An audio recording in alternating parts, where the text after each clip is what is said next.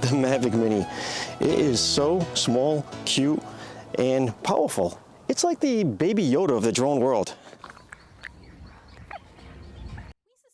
I made a video a few weeks ago going over the Mavic Mini, the good, the bad, and the ugly, and why I returned the first one. And lo and behold, a day later, DJI decides to do a firmware update that corrects these issues. I kind of wish I still had that original drone so I could have tested out the firmware update before and after, and I believe it would have fixed my issues and corrected all this. But nevertheless, I got the new drone. I did do the firmware update, and I've been flying it for the last few weeks since. I just want to do an update about that. So the firmware is, I'll put listed up over here, the 0300 firmware. It corrects all this that it has listed.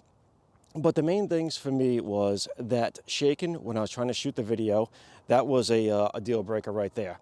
Also, what it corrected is the performance of the motors, the flight ability.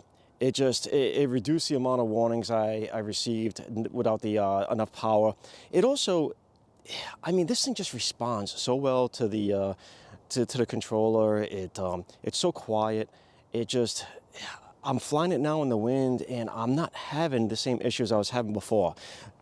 Needless to say, with that firmware update, or maybe I had a bad unit, whatever, it is just incredible now. I'm very happy with this drone, and for the money I spent on it, I think it lives up to every bit of those expectations. You know, I do still have a couple complaints with the Mavic Mini. I don't think it's perfect. I wish DJI would still release the manual settings when it comes to the video, like they already have with the taking photos in it. So, I mean, you have the capability, open it up for us. I mean, let us do it. Leave the auto function for those that are beginners out there that don't want to mess with it, but give us that option, man. Just kind of have that switch to go from auto to manual.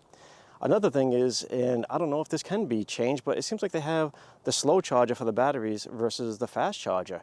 It takes forever to charge up those batteries. So, I mean, there's a couple right off the bat that I think is an issue that should still be fixed with this Mavic Mini.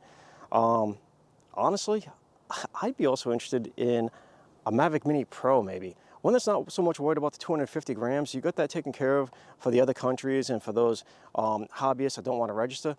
But for us that have the Part 107 or who just don't care and register anyway, I would like to see one that's not so much focused on the weight, but continue to focus on the size. You know, could you squeeze an OcuSync and maybe make it just a little bit bigger? Could you open it up to the camera that's on like the Mavic Air and get 4K out of it?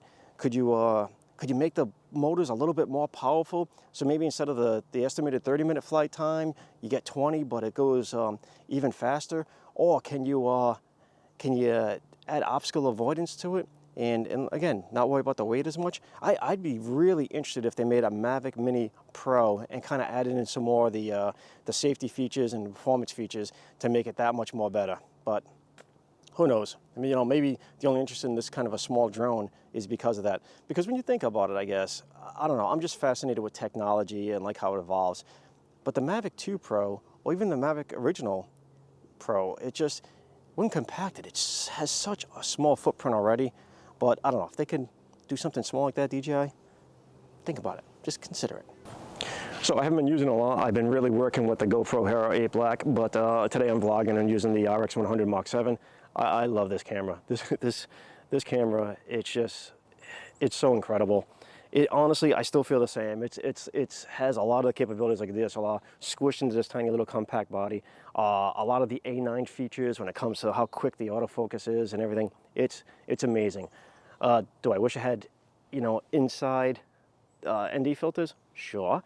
And I wish the glass was just a little bit faster, but whatever. I think the trade-off with the 24 to 200 millimeter is not a bad one at all. I think having that kind of lens capability and still being able to put this camera in the case and in my pocket, very little real estate being taken up, can't beat it. All right, so that's it for today's video. I hope you liked it. If you have any concerns or you want to just talk about my comments, correct me if I was wrong on anything, hit me up in the comments below. If you liked it, hit like, and you want to see more, subscribe. Catch you next time. Later.